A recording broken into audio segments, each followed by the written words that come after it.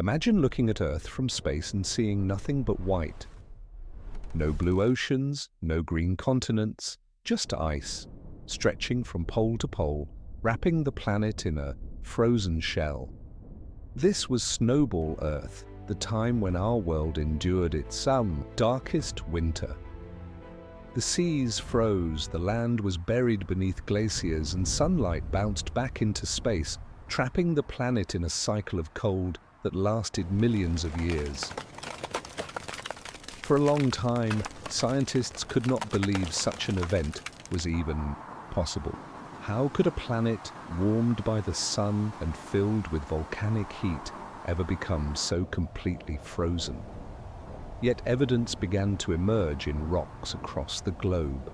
Glacial deposits were found in places that should have been tropical, sedimentary layers, told of ice grinding across landscapes where warm seas once flourished. These clues painted a picture of a world transformed into a snowball.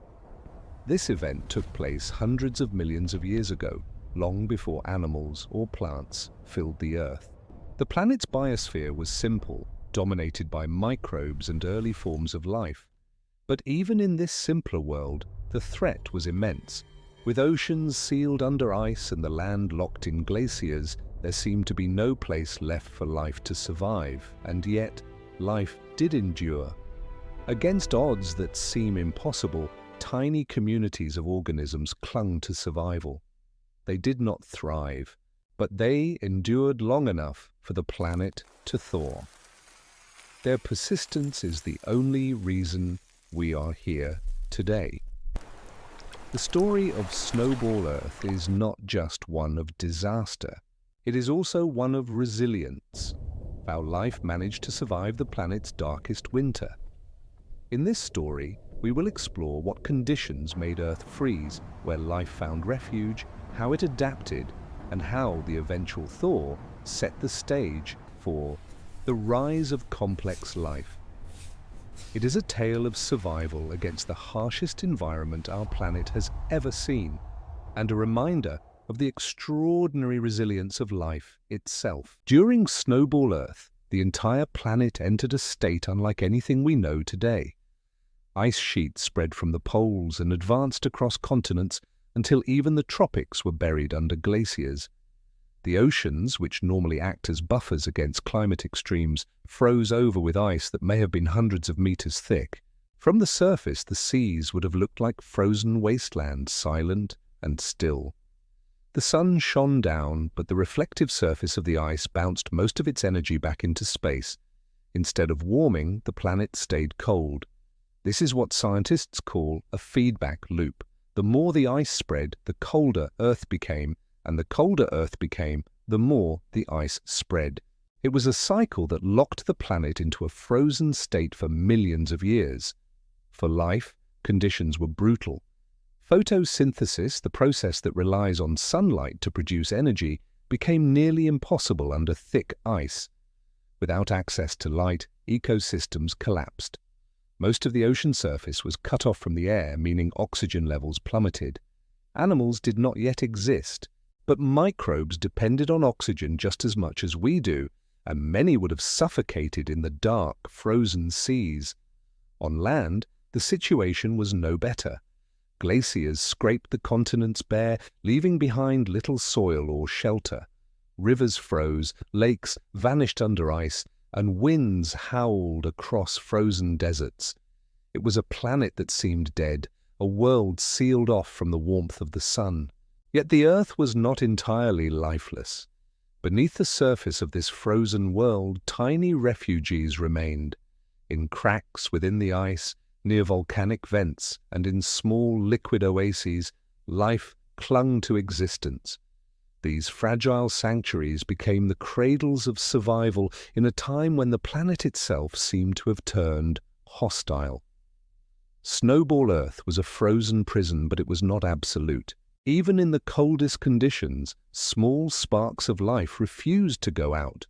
These sparks would carry the story of survival into the next chapter.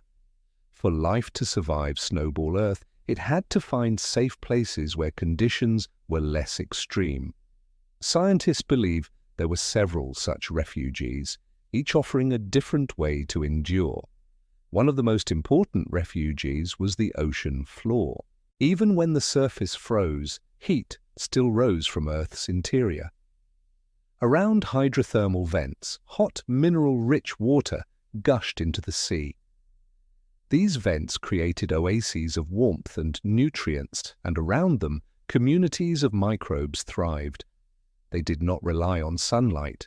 Instead, they drew energy from chemicals in the vent fluids, a process known as chemosynthesis. It was survival built on chemistry rather than light. Another refuge may have existed within cracks in the ice. Even if the ocean was sealed under hundreds of meters of frozen water, small cracks and thin spots could have allowed a trickle of sunlight to penetrate. In these tiny pockets, photosynthetic microbes may have clung to life, making just enough energy to endure.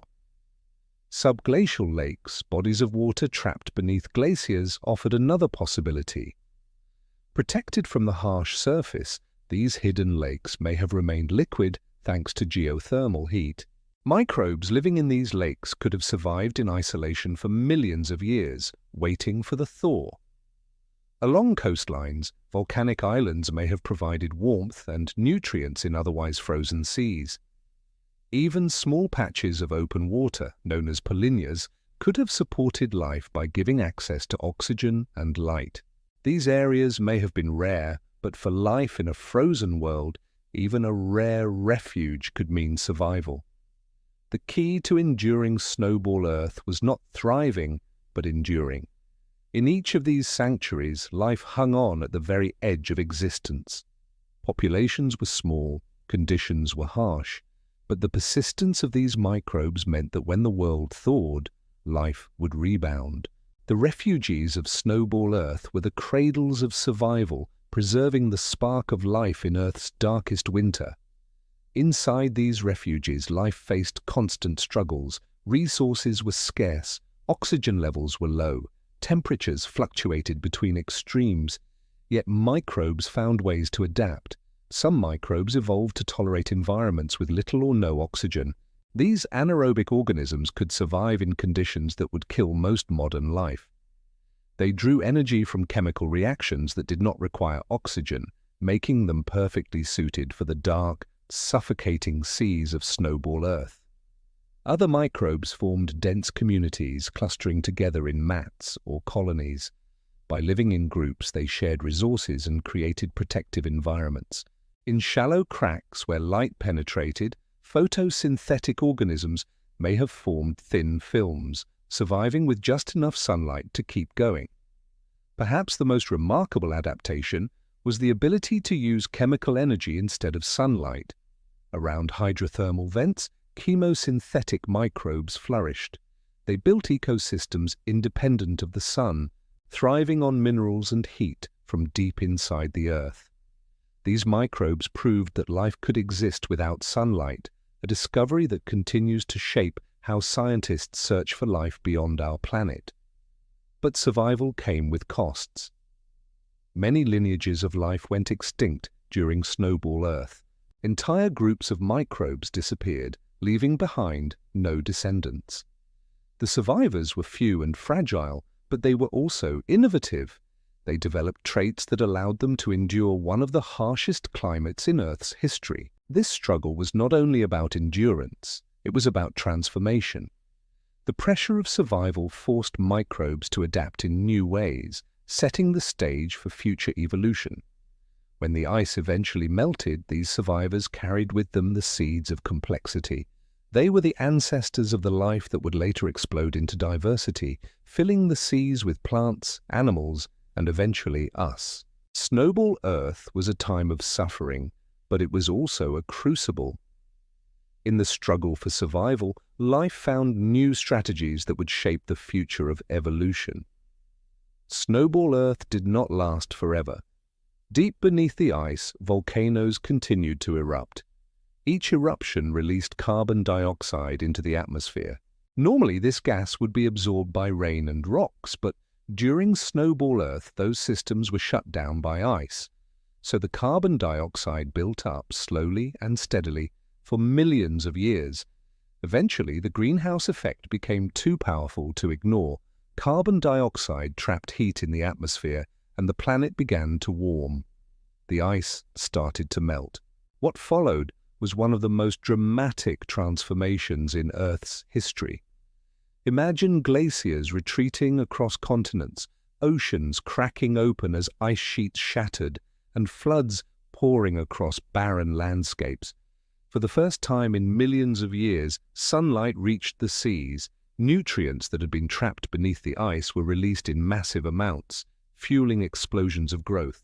Microbes that had barely survived suddenly had access to warmth, oxygen, and sunlight. Some scientists believe this thawing event triggered a burst of evolution. With new resources available, life expanded rapidly.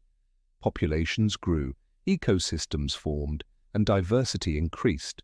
The end of Snowball Earth may have paved the way for the rise of multicellular organisms, setting the stage for the Cambrian explosion, one of the most significant periods of innovation in life's history. But the thaw also came with challenges. Rapid warming caused massive floods and chemical changes in the oceans. Many organisms could not adapt quickly enough. Yet overall, the thaw marked a turning point. From the brink of extinction, life surged back stronger than before. The Great Thaw was both destructive and creative. It ended the planet's darkest winter and gave life a second chance. Without this thaw, evolution might have stalled, and the history of life could have been very different. The story of Snowball Earth is one of extremes, a planet frozen from pole to pole, oceans sealed under ice, life pushed to the edge of extinction. And yet, it is also a story of survival. Tiny microbes in hidden refuges endured against impossible odds, proving that life can adapt to even the harshest conditions. From these survivors came resilience, innovation, and eventually the rise of complex organisms. Without their endurance, there would have been no plants, no animals, and no humans. We owe our existence to the fragile microbial communities that clung to life during Earth's darkest winter. This story carries lessons for us today. It reminds us of the fragility of the balance that sustains life. Small changes can spiral into global catastrophes, but it also shows us the power of resilience. Even when the world seemed dead, life found a way. As we look to the future, both on Earth and beyond, Snowball Earth gives us hope. If life could survive a frozen planet, then perhaps it can endure in other extreme environments, whether beneath the ice of Europa, in the deserts of Mars, or in places we have yet to imagine. The darkest winter did not end life. It tested it, refined it, and prepared it for greater things. The next time you see ice on a lake or snow falling from the sky, remember that once the entire Earth looked that way, and life still endured. Which part of this story amazes you most? The frozen world, the hidden refuges, or the great thaw that followed? Share your thoughts and stay curious, because Earth still has many secrets waiting to be uncovered.